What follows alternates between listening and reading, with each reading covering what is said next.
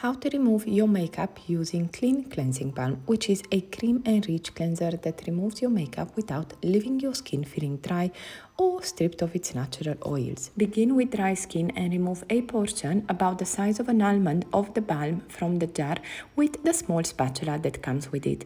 Never put your wet fingers inside your jar. Spread and warm the balm evenly between your fingertips and then gently massage it over your entire face and neck in small circular motions.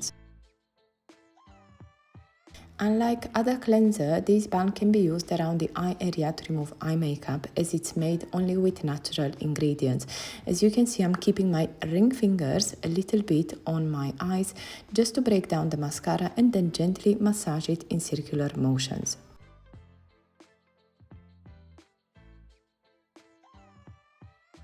I do exactly the same on my lips.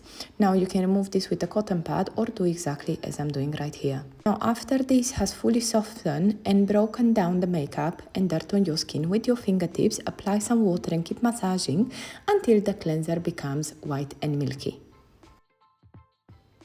Remove everything with warm water or a warm wet cloth.